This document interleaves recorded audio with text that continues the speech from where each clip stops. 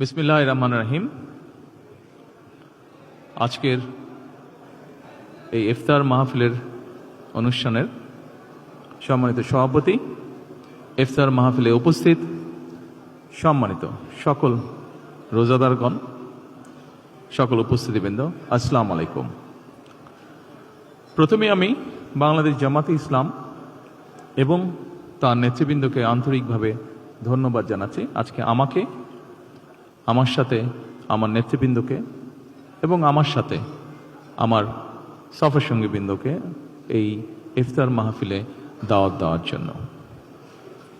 সম্মানিত সকল নেতৃবৃন্দ, উপস্থিতিবৃন্দ, আজকে এখানে শুধু আমি নই, এখানে শুধু বাংলাদেশ জামাতে ইসলামের নেতৃবৃন্দ বা কর্মীবৃন্দই নয়, আমাদের বাইরেও এখানে অন্যান্য আরও রাজনৈতিক দলের নেতৃবৃন্দ আছেন। এখানে আরও অন্যান্য সমাজের অন্যান্য বিভিন্ন স্তরের বিভিন্ন সম্মানিত ব্যক্তিবর্গ উপস্থিত আছেন আজকের এই ইফতার মাহফিলে।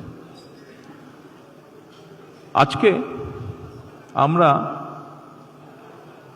একটি গুরুত্বপূর্ণ সময় সকলে এখানে একত্রিত হয়েছি। দেশের একটি গুরুত্বপূর্ণ সময়। কিছুদিন আগে দেশে নির্বাচন হয়েছে। এই নির্বাচনের মাধ্যমে গণতন্ত্রের যাত্রা শুরু হয়েছে। যে গণতন্ত্রের জন্য বাংলাদেশের মানুষ প্রায় এক যুগেরও বেশি সময় ধরে অকাতরে জীবন দিয়েছে, বিভিন্ন অত্যাচার, নির্যাতন, গুম, খুনের শিকার হয়েছে। এত ত্যাগের বিনিময়ে আমরা আজকের এই গণতন্ত্রের যাত্রা, যেটি সূচনা হচ্ছে বা হয়েছে নির্বাচনের মাধ্যমে, সেটির সুযোগ পেয়েছি।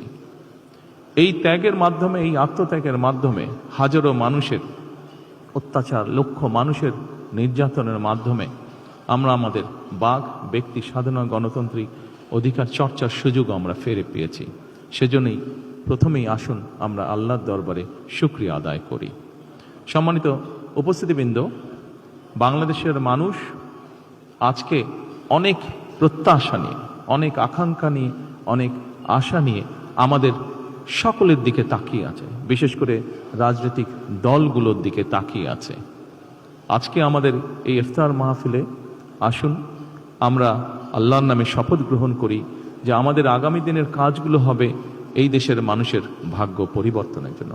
আসুন আমরা আল্লাহর দরবারে সেই রহমত চাই যার মাধ্যমে আল্লাহ আমাদেরকে এই দেশের মানুষের ভাগ্য পরিবর্তনের জন্য, এই দেশের ভাগ্য পরিবর্তনে কাজ করার তৌফিক আমাদেরকে আল্লাহ তাআলা দিবেন।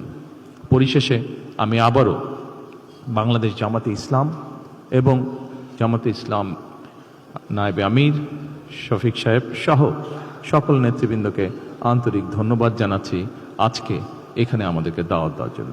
আসসালামু আলাইকুম।